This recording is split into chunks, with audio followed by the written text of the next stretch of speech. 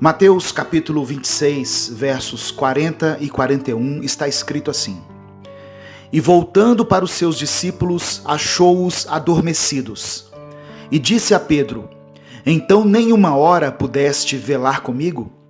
Vigiai e orai, para que não entreis em tentação. Na verdade, o espírito está pronto, mas a carne é fraca. Essa passagem relata o momento que precedeu a morte de Cristo, o momento em que ele foi orar no Getsêmani. A Bíblia nos conta que Jesus levou 3 discípulos com ele, e um deles era Pedro.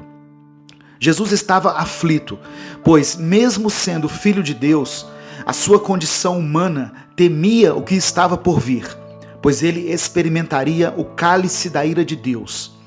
Então ele pede para seus discípulos ficarem ali e orarem por ele. Quando ele volta, os discípulos estão dormindo.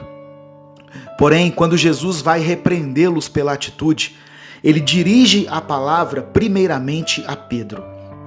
Você já parou para pensar o porquê disso? Pedro era uma pessoa fervorosa, muito impulsivo, sempre se declarando a Jesus e jurando que estaria sempre ao lado dele. Talvez por isso a indignação com Pedro, pois Jesus contava com ele.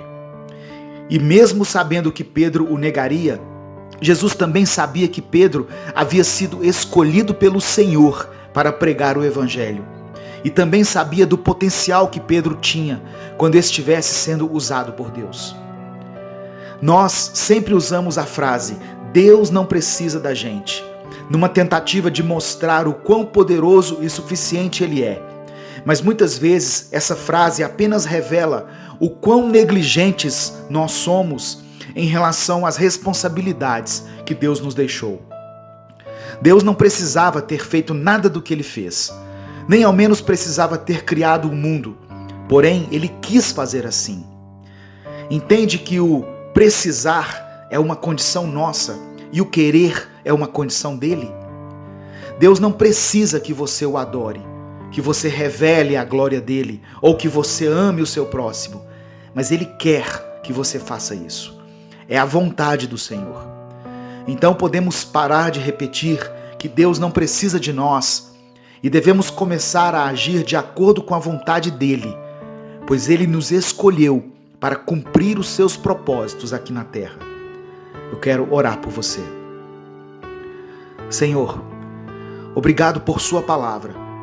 Nós pedimos perdão por sempre atribuir ao Senhor uma responsabilidade que é nossa. Somos negligentes e perversos, a ponto de usarmos a sua própria palavra conforme nos convém. Nos encha com sua compaixão e com o seu amor pelas pessoas, a ponto de não adiarmos mais a pregação do seu evangelho a todos que necessitam ouvi-lo. Eu oro em nome de Jesus. Amém.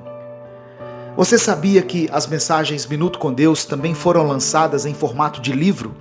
Uma mensagem para cada dia do ano. Acesse www.upbooks.com.br/Minuto com Deus e adquira o seu. Deus te abençoe. Eu sou o pastor Edivaldo Oliveira e esse foi mais um Minuto com Deus.